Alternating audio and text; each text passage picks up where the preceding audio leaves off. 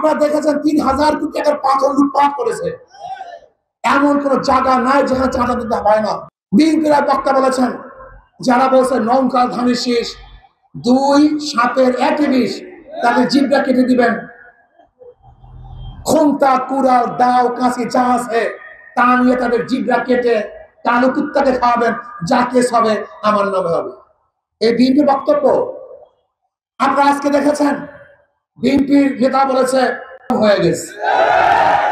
আপনারা দেখেছেন ৩,০০০ কোটি টাকার পাথর লুটপাট করেছে।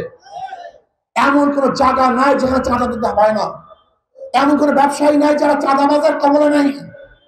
আজকে আমার মা বোনদের অবস্থাটা কি? ভোলা তজিমুদ্দিনে দেখেছেন, তার চাঁদা না দেওয়ার কারণে স্বামীর সামনে স্বামীকে বেঁধে রেখে স্ত্রীকে এই বিএনপির লোকজন ধর্ষণ করেছে। বাবা মেয়েকে বিবাহ দেওয়া রাজি না হওয়ার কারণে মেয়ের সামনে বাবাকে হত্যা করেছে এই বিএনপির লোকজন। আপনারা দেখেছেন যে আজকে বিএনপির লোকজনের অবস্থাটা কি?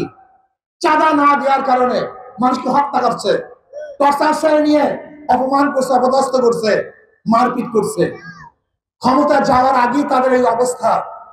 যদি ক্ষমতায় যায় অবস্থাটা কেমন হবে বলেন তো? আমি অনেক সময় চিন্তা করছি, ওনারা বারবার বলে আমরা এত কেস খেয়েছি, আওয়ামী লীগ এত কেস দিয়েছে। তাদের অবস্থা দেখে আমি চিন্তা করছি আওয়ামী লীগ তো কোন কেস দিয়েছে, কেস তো আরো বেশি হওয়া উচিত ছিল। যাদের চরিত্রের অবস্থা এই, যাদের অবস্থা এই, বাংলাদেশের পাবলিকেরও দোষ আছে।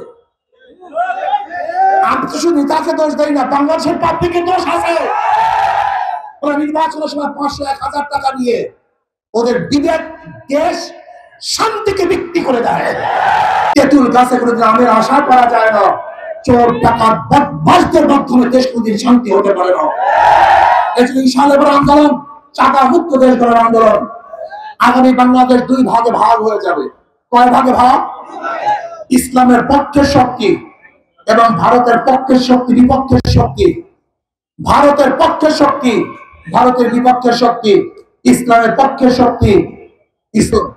আমরা সমস্ত ইসলামী দলগুলো আগামী আসবে, আমরা তাকেই ভোট দেব, তাকেই নির্বাচিত করব, তার দল করবে ইনশাআল্লাহ। আমি বিশ্বাস করি আগামী দিনে আমরা সমস্ত ইসলামের পার্টিরা একত্রিত হয়ে একটা বাক্স দিতে পারি।